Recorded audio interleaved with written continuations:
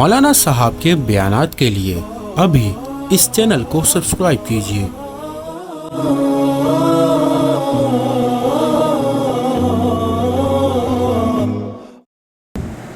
میرے واجب الاحترام قابل تکریم معزز دوستوں، بزرگوں اور نوجوان ساتھیوں، یہ میں نے آپ کے سامنے سورۃ المائدہ قرآن کریم کی 5ویں سورت ہے، اس کی 90 اور 91 نمبر آیات آپ کے سامنے تلاوت کی ہے۔ اس میں اللہ رب العالمین ایک بہت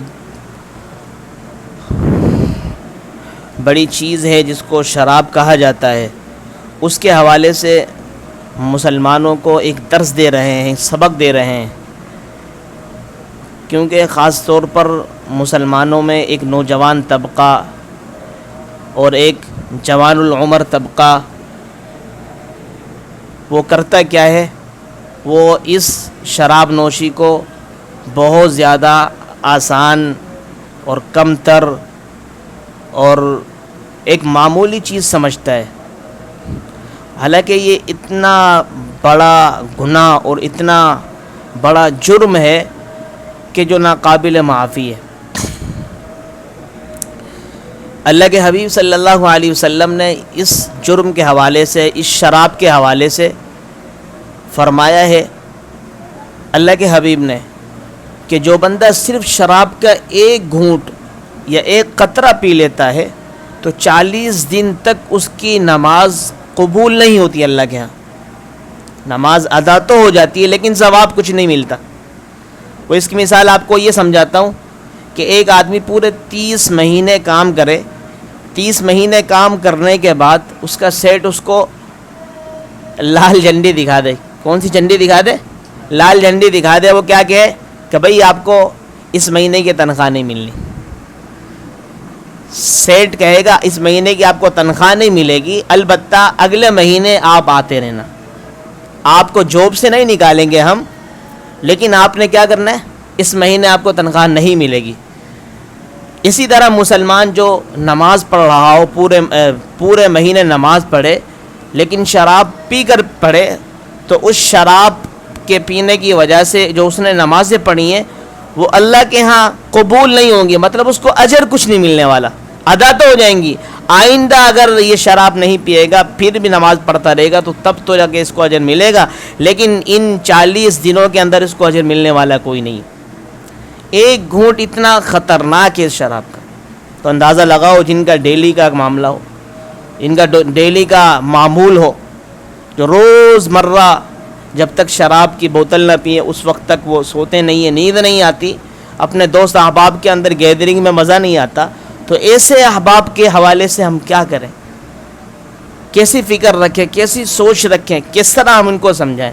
اور اللہ تعالیٰ نے اس سورہ مائدہ کی جو یہ آیت آپ کے سامنے ابتدا کے اندر میں نے تلاوت کی، اس میں اللہ تبارک و تعالیٰ نے 7 وجوہات فرمائی ہے اس کو چھوڑنے کی، کہ اس شراب جیسی گندی جو ایک خصلت ہے، گندی عادت ہے، ایک گندا عمل ہے، گندا ایک بہت برا جرم ہے اور گناہ عظیم ہے، اس سے رکنے کے لیے اللہ تعالیٰ نے ہمیں سمجھایا۔ کیا فرمایا؟ یا ایھا الذین آمنوا، اللہ تعالیٰ کے اس قرآن ہی آپ کو اس کا ترجمہ کرتا ہوں مختصر۔ یا ایھا الذین آمنوا، اے ایمان والو، اے کلمہ پڑھنے والو، اے مسلمانوں، اللہ تعالیٰ جھنجھوڑ لے یہاں پر۔ اللہ تعالیٰ یہاں پہ مخاطب کن کو کر رہے ہیں؟ مسلمانوں کو، جو کلمہ پڑھنے والے ہیں۔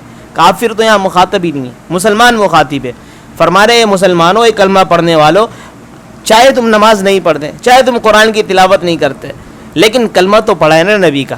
اے کلمہ پڑھنے والو، آپ سے آپ کا رب مخاطب ہے، فرماتے کہ انما الخمر، کہ بے شک جو یہ شراب ہے، والمیسر والانصاب والازلام، یہ 3 قسمیں جوئے کی ہیں۔ جوئے کو بھی اس کے اندر اللہ تعالیٰ نے بیان فرمایا کہ شراب ہے، ظاہر ہے جو بندے شراب پیتے ہیں وہ جوئے کے اندر بھی مبتلا ہوتے ہیں۔ شرابی آدمی جواری بھی ہوتا ہے، شرابی آدمی جو شراب پینے والا ہوگا وہ نعوذ باللہ زنا بھی کر جائے گا، وہ جو شرابی آدمی ہوگا وہ جوا بھی کھیلے گا، جوئے کے ایسے ایسے داؤ لگائے گا، نعوذ باللہ وہ اپنی دکان تک بیچ دے گا، اپنی دکان تک بیچ دے گا، وہ اپنا گھر تک بیچ دے گا۔ یہاں تک کہ سننے میں آیا کہ بہت سے لوگوں نے اپنے گھر والیوں کو بیچ دیا، داؤ لگا دیا جوئے کے اندر۔ ایسے ایسے معاملات ہیں. اللہ ہم سب کی حفاظت فرمائے. تو اللہ تعالیٰ نے یہاں پر اس کا تذکرہ فرمایا کہ مسلمانوں یہ کلمہ پڑھنے والوں انما الخمر بے شک یہ شراب والمیسر اور یہ جوا والانصاب یہ بھی جوئے کی قسم ہے والازلام یہ بھی جوئے کی قسم. فرمایا کہ یہ جوا بھی کیا ہے رجس من عمل الشیطان. شراب کے بارے میں سب سے پہلے شراب کو فرمایا کہ شراب کیا ہے شیطان کے گندے اعمال میں سے ایک گندگی ہے. کیا ہے کیا فرمایا گندے اعمال میں سے ایک گندگی ہے. گندگی رجس کہتے ہیں نجس کو گندگی کو کچرے کو کہ کچرا ہے شیطان کے گندے اعمال میں سے. آگے نمبر 2 فجتنبو دوسری وجہ چھوڑنے کی کیا ہے پہلی وجہ کیا تھی کہ کیا ہے گندگی ہے کس کی شیطان کے عمل کی. نمبر 2 فجتنبو اللہ نے خود فرمایا اس کو چھوڑ دو اس کو کیا کرو چھوڑ دو اس سے پیچھے رہ جاؤ اجتناب کرو پرہیز کرو. تیسرے نمبر پر فرمایا کہ لعلکم تفلحون تیسری وجہ یہ ہے چھوڑنے کی یہ شراب کیا ہے گندگی ہے شیطان کے عمل کی. نمبر 2 فرمایا کہ اس کو روک دو. نمبر 3 اگر اس کو تم چھوڑ دو گے تو کیا ہوگا لعلکم تفلحون تم کامیاب ہو جاؤ گے. چھوڑ دو گے تو کامیاب ہو جاؤ گے چھوڑو گے نہیں تو کیا ہو جاؤ گے ناکام ہو جاؤ گے. جہاں اللہ فرماتا ہے اگر چھوڑو گے تو کامیابی ہے مطلب نہیں چھوڑیں گے تو کیا ہے ناکامی ہے. اگر چھوڑو گے تو تمہاری فرمائے کہ بلندی ہوگی اللہ تعالیٰ آپ کو عزتوں سے نوازیں گے اس لیے کہ اللہ کے فرمان کو آپ نے مان لیا ہے. اگر نہیں چھوڑو گے تو اللہ تعالیٰ اگر آپ بلندی پر ہیں تو پستی میں ڈال دیں گے آپ کو نیچے پھینک دیں گے. ظاہر ہے کہ اللہ کے اس حکم کی نافرمانی ہوگی. چوتھے نمبر پر فرمایا انما یرید الشیطان کہ شیطان اس شراب کے چکر میں اس شراب کی وجہ سے کیا کرتا ہے ان یوقع بینکم العداوۃ والبغضاء.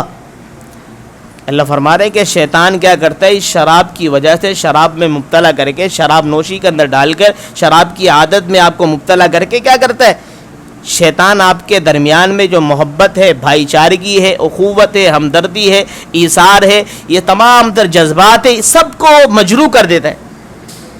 درمیان میں محبت کو ختم کر دے گا دشمنی میں. آپ کے درمیان کے اندر بھائی چارگی ہے ہمدردی ہے اس کو بغض کے اندر عناد کے اندر تبدیل کر دے گا. آپ بھائی بھائی کے نہیں رہیں گے آپ بہن کے نہیں رہیں گے آپ ماں باپ کے نہیں رہیں گے آپ بیوی بچوں کے نہیں رہیں گے آپ دوست احباب کے نہیں رہیں گے آپ سب کے سب دشمن بن جائیں گے. آپ کے درمیان میں شیطان کیا کرے گا شراب کی وجہ سے دشمنیاں ڈال دے گا نفرت عداوتیں ڈال دے گا بغض اور عناد والا معاملہ کر دے گا. تو چوتھی وجہ اللہ تعالیٰ نے فرمایا اس لیے شراب کو چھوڑ.